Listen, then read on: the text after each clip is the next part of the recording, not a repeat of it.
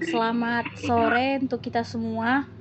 Pertama-tama marilah kita panjatkan puji dan syukur kepada Tuhan kita yang Maha Kuasa, di mana atas rahmat-Nya kita masih dapat berkumpul melalui via Google Meet ini. Yang kami hormati Bapak Kholilul Qolik selaku dosen pembimbing kami, dan yang kami sayangi teman-teman kami semua. Di sini kami dari kelompok 6 ingin mempresentasikan hasil diskusi kami mengenai pembelaan ideologi dan prestruktur politik Indonesia. Sebelum kami mempresentasikannya, kami akan memperkenalkan diri. Perkenalkan, nama saya Deborah, saya sebagai moderator, dan ada Kak Yona Lamtiurnalase sebagai penyaji pertama, dan ada juga Sandi Yuda Aditya, dan ada juga Pinkan Mahardika. Baiklah, langsung saja kami mulai. Bab 1, pendahuluan. Kehadiran kelompok dan organisasi yang menggunakan simbol-simbol keagamaan dalam politik masih menjadi ciri-ciri transisi demokrasi Indonesia. Sejak dimulai era reformasi 1998, partisipasi politik masyarakat meningkat pesat, tetapi dengan bentuk respon yang beragam. Selain menjamur asosiasi atau organisasi swadaya masyarakat untuk mendorong demokrasi, fenomena kemunculan kelompok berdasarkan identitas baik keagamaan maupun tidak kalah kuatnya. Baik, dilanjutkan oleh Kak Yona Lase.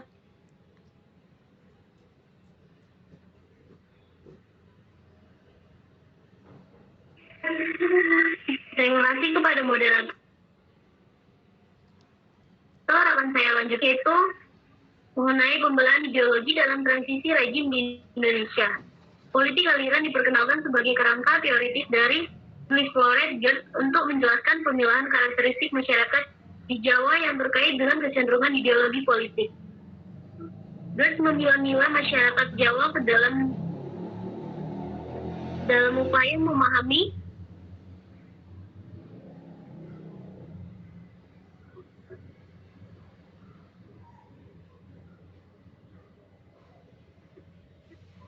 menjalar secara kolektif dalam dinamika politik.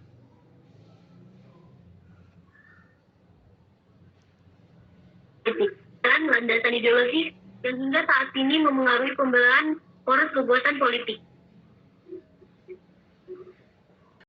Di era reformasi, partai yang paling dikenal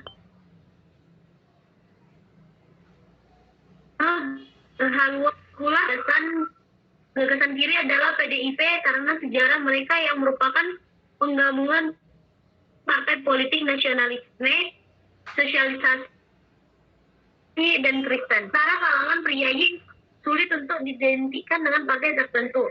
Dengan karakteristik nilai-nilai aspirasi Jawa, barang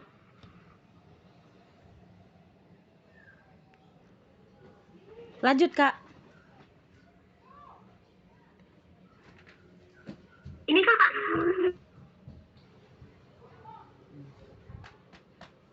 Oke.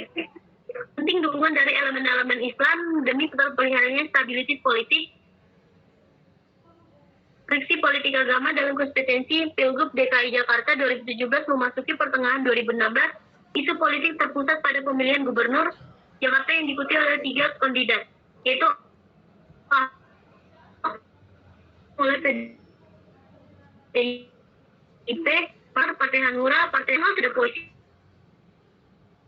atas dugaan melakukan tindakan pidana penghinaan agama. Seperti kelompok-kelompok Islam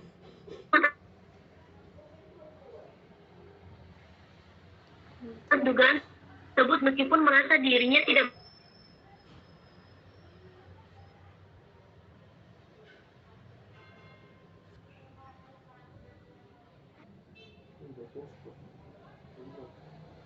bersalah karena ucapannya untuk segera memenjarakan Ahok.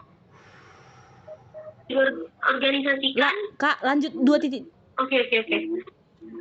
Berikutnya adanya pengaruh bayangan-bayangan kulminasi politik aliran dalam dinamika politik fisikal 2014 dapat dilihat dengan jelas ketika muncul isu-isu tentang kebangkitan komunisme dan kekhawatiran cengkraman RRT akan menyisihkan kaum pribumi di Indonesia. lagi memenangkan pengaruh yang dilakukan oleh Amerika Serikat melalui dimainkannya kesepakatan perdagangan bebas Trans-Pasifik Marxisme atau TPP, sedangkan RRT mengeluarkan jurus kawasan perdagangan bebas Asia Pasifik atau FCAAP dan Jalan Sutra Bacu. Berikutnya